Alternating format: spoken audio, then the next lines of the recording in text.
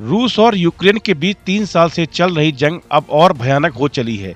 रूसी सेना यूक्रेन की जमीन को तेजी से निगल रही है।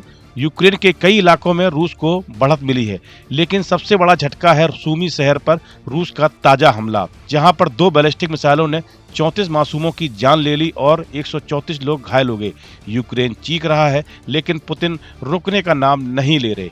रूस ने सूमी शहर को मिसाइलों से दहला दिया। रूसी मिसाइलों ने शहर के बीचों बीच तबाही मचाई, जहां यूक्रेनी सेना का एक कार्यक्रम चल रहा था। सड़कों पर लाशें बिछ गईं, इमारतें जलने लगी। यूक्रेन के राष्ट्रपति जेलेंस्की ने गुस्से में कहा, पुतिन बेगुनाहों का खून बहा रहे हैं, दुनिया अब चुप ना रहे, रूस को रोकना होगा। लेकिन रूस ने पलटवार करते हुए कहा, हमने सिर्फ सैन्य ठिकाने निशाना बनाए, यूक्रेन आम लोगों को ढाल के तौर पर इस्तेमाल कर रहा है। बताया जा रहा है कि 1 मार्च से 26 मार्च के बीच रूस ने फरवरी की तुलना में 70% ज्यादा हमले किए हैं।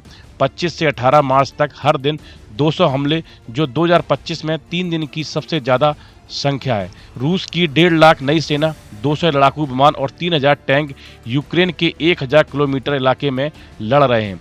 रिपोर्ट के मुताबिक रूस ने लुहांस्क में 99%, डोनेट्स्क और खार्सन जापोरिशिया में 70% इलाके पर कब्जा कर लिया है।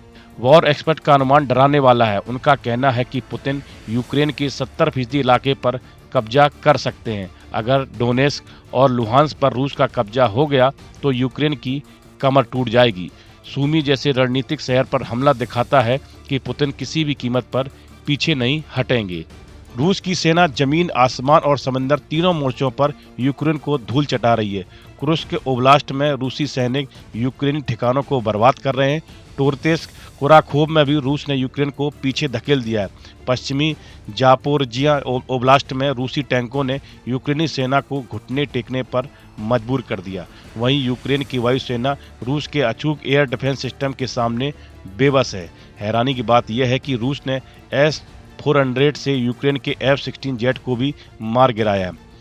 जब अमेरिकी राष्ट्रपति डोनाल्ड ट्रंप युद्ध रोकने की कोशिश कर रहे थे, तभी रूस ने सूमी पर हमला बोल दिया। वार एक्सपर्ट का दावा है कि पुतिन अगले 30 दिनों में डोनेट्स्क और लुहांस्क पर पूरी तरह कब्जा कर सकते हैं। यह फ्रांस, ब्रिटेन और जर्मनी जैसे यूक्रेन के मददगार देशों के लिए करारा झटका होगा। सूमी का हमला न सिर्फ यूक्रेन बल्कि अमेरिका, यूरोपीय यूनियन और नाटो के लिए पुतिन की खुली चुनौती है। इस वीडियो में फिलहाल इतना ही। आप बने रहिए न्यूज नेशन के डिजिटल प्लेटफॉर्म के साथ।